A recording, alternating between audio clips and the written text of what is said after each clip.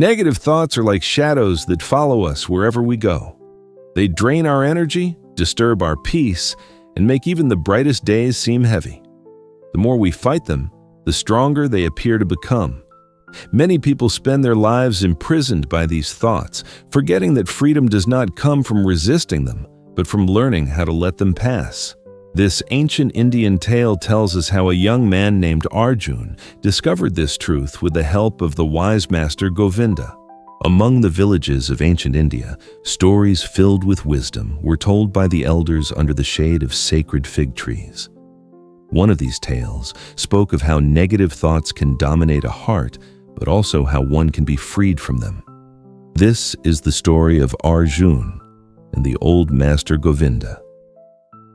Arjun was a young craftsman who lived in Varanasi. He made beautiful clay pots, but in his heart lived a restlessness that no art could soothe. His mind was always full of negative thoughts, resentments of past offenses, fears of things that had not yet happened, and envy of those who prospered faster than he did. One night, unable to sleep, Arjun went to the temple where the wise Govinda used to teach. He found the elder sitting by the river Ganges in silence, as if listening to the very breath of the world. "Master Govinda," said Arjun, "my mind is like a prison. I try to drive away the bad thoughts, but the more I fight, the more they surround me. What should I do?" Govinda looked at the young man with tenderness and replied, "Sit with me and watch the river." The Ganges flowed calmly that night, reflecting the moon. The master pointed to the water. "Look, Arjun, the river does not fight against the things it carries. It accepts leaves, branches, flowers, even dirt, and carries them away. So must your mind be. Negative thoughts are like dry branches. They appear, but if you do not hold them, the current will take them." Arjun frowned. "But master, what if they return?" Govinda smiled. "The river does not fear the return of a branch. If another comes, it will take it as well. The mind grows heavy only when you decide to hold on to what should simply pass." The young man became thoughtful. The master stood up and led him to a small canoe tied to the bank. "Come aboard with me," he said.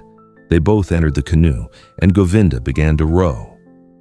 In the middle of the river, he let go of the oars for a moment and allowed the current to carry them. "Now see, Arjun, when we row against the current, we waste our strength and hardly move forward. That is what happens when we fight against negative thoughts. But when we learn to let go, life itself carries us onward." Arjun watched the current pulling them gently. He felt the heaviness in his heart begin to lift. "So should I just ignore my bad thoughts?" he asked. Govinda shook his head. "No, my young friend. It is not about ignoring, but about choosing where to place your attention. When a flower appears in the river, you can contemplate it and feel its beauty. When a dry branch passes, you can simply let it go." The mind flourishes in what is watered. Arjun realized that until that day, he had spent his life clutching dry branches, believing they were treasures. That was why he lived exhausted.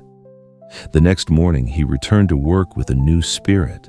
Every time a bad thought appeared, he remembered the river.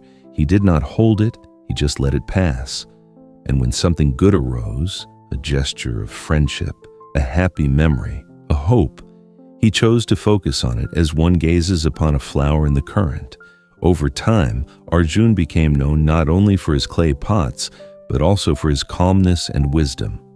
Whenever someone in the village suffered from negative thoughts, he would repeat the words of the master, "Do not hold on to dry branches.